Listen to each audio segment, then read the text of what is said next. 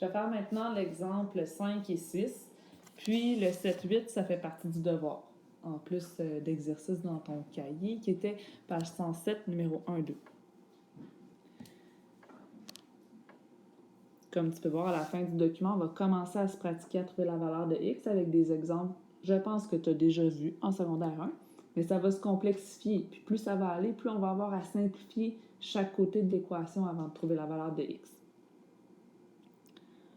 Donc, si on regarde le numéro 5, la masse d'une mère ours est le quadruple de celle de son petit. Ensemble, ils pèsent 350 kg. Quelle est la masse de l'ourson? Donc, est-ce que c'est pour la mère ou le petit qu'on connaît le moins d'informations? C'est pour le petit. La mère, on sait déjà que c'est 4 fois plus que le petit. Donc, X, ça va être la masse du petit.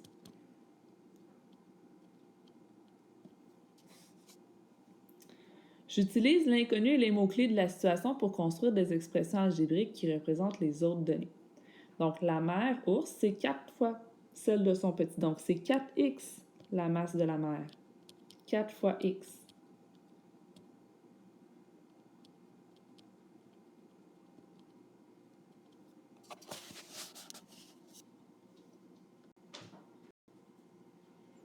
Ensuite, si on construit les deux membres de l'équation, eh bien, tu auras que x plus 4x égale 350. Parce qu'on additionne la masse de la mère et la masse du bébé ours. Ça donne 350 parce que dans la question, c'est ça qu'ils nous disent que 350, c'est la somme de leur masse. Là, on peut réduire tout ça. Ici, on a comme un x qui est sous-entendu. Donc ça fait en tout 5x égale 350. Je suis certaine qu'il y en a qui voient déjà que pour trouver la valeur de x, on va devoir diviser par 5. C'est parfait. On continue avec le 6. Lynn a 6 ans de plus que Linda. La somme de leur âge est de 36. Quel est l'âge de Linda? Donc, Lynn a 6 ans de plus que Linda. C'est Linda pour laquelle on connaît le moins d'informations. Donc, X, ça va être l'âge de Linda. Lynn, elle a 6 ans de plus que Linda. Donc, elle a X plus 6 années. Ça va être l'âge de Lynn.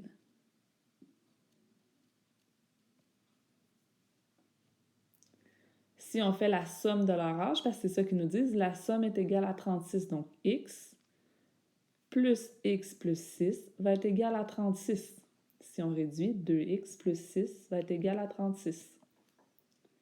Puis là, je suis certaine qu'il y en a qui ont déjà trouvé que X, ça serait 15. Pour ça, on utilise les opérations inverses qu'on va voir bientôt.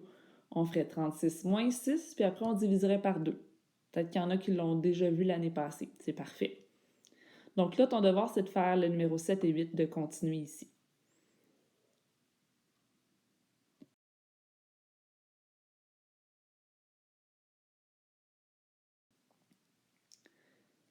Si on regarde la méthode de la balance pour illustrer une première équation qu'on va résoudre, on ne le fera pas à chaque fois, mais je vous explique l'illustration.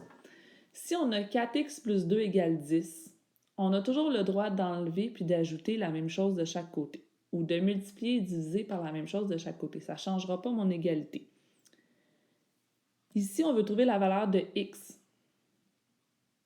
On a 4x plus 2, qui est égal à 10. Donc, les unités, c'est représenté par les petits cercles, puis les x, c'est les petits cubes.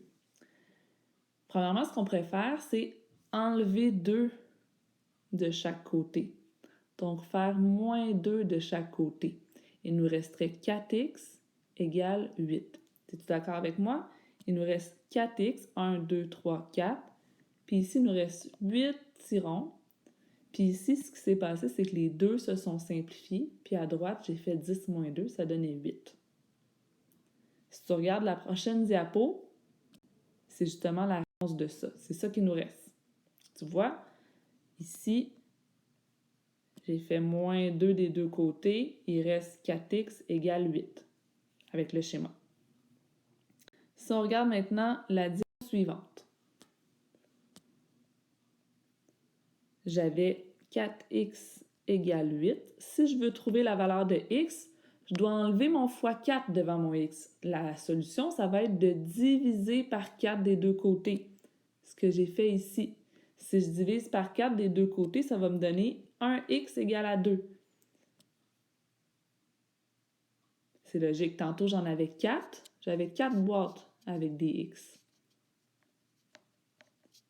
Puis j'avais 8 tirons.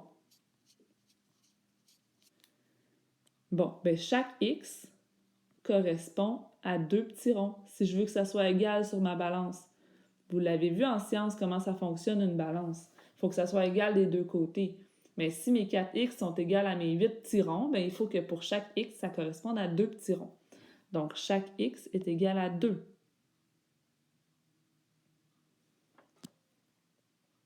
Si on veut vérifier maintenant, est-ce que c'est vrai? Est-ce que la solution, c'est x égale 2? On va remplacer dans l'équation du départ. 4 fois 2 plus 2, est-ce que c'est égal à 10? Vérifions. 4 fois 2, ça fait 8. Plus 2, ça fait 10. 8 plus 2, ça fait 10. C'est vrai. Donc, notre solution est bonne. Là, ce qu'on se rend compte avec la balance, c'est qu'on fait toujours l'opération inverse. On ne fera pas la balance à chaque fois, mais c'est pour vous illustrer un premier exemple.